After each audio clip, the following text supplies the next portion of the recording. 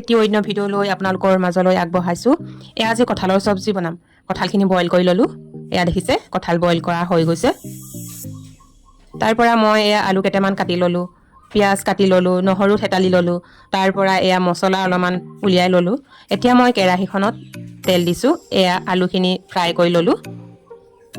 প্ৰিয় দৰ্শক, আপোনালোকে মোৰ ভিডিঅ'বিলাক চাই কিন্তু ছাবস্ক্ৰাইবটো কৰিবলৈ পাহৰি যায়। প্লিজ ছাবস্ক্ৰাইব এটি কৰি থৈ যাবচোন। এয়া মই এতিয়া আলুখিনি ফ্ৰাই কৰা হৈ গৈছে। তাৰ পৰা দিছোঁ পিঁয়াজ। এয়া মই পিঁয়াজখিনি দি লৈছোঁ।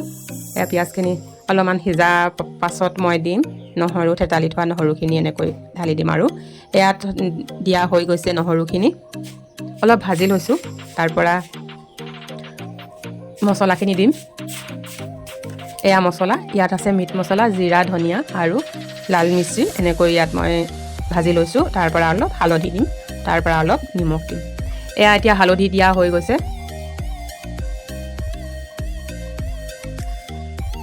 মছলাখিনি মই ভাজি লওঁ দেই। মই মছলা ভাজি পিনেহে তৰকাৰীত বনাওঁ, তেতিয়া অলপমান খাবলৈ টেষ্ট হয়। এয়া মোৰ মছলাখিনি ভজা হৈ গৈছে।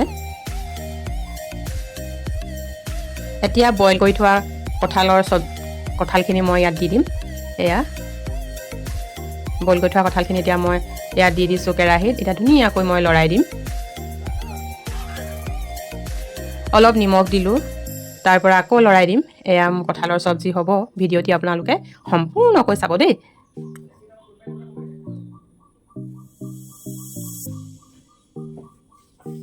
হৈয়ে গৈছে আৰু কঁঠালৰ চব্জিখিনি প্ৰায়ভাগে। এতিয়া মই ঢাকন লগাই দিছোঁ।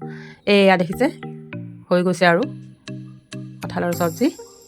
আপোনালোকেও চাগে এনেকৈ বনাই খায়, ময়ো বনাই খাইছোঁ। এয়া এতিয়া আলু ফ্ৰাই কৰি থৈ দিয়াখিনি দি দিছোঁ। এয়া চব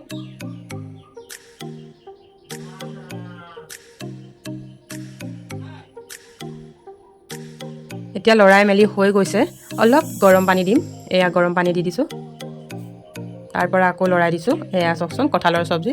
আপোনালোকেও কেনেকৈ খায় বাৰু মোক জনাবচোন। মই কিন্তু কঁঠালৰ চব্জি এইদৰেই বনাই খাওঁ। এতিয়া মই ঢাকন লগাই দিম। এয়া কঁঠালৰ চব্জি হৈ গৈছে আৰু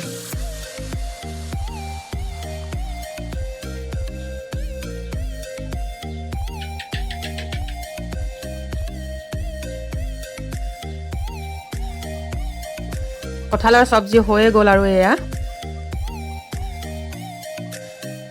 আজি কঁঠালৰ চব্জিখিনি ৰুটিৰ লগত খাম বুলি ভাবিছোঁ। এয়া ৰুটি দুটা বনাই ল'লোঁ। চব্জিখিনি উলিয়াই ল'লোঁ, আম ল'লোঁ, পিঁয়াজ ল'লোঁ। এয়া মোৰ কঁঠালৰ চব্জি আজি খানা ইমানেই। ভিডিঅ'টি যদি ভাল লাগিলে ধন্যবাদ।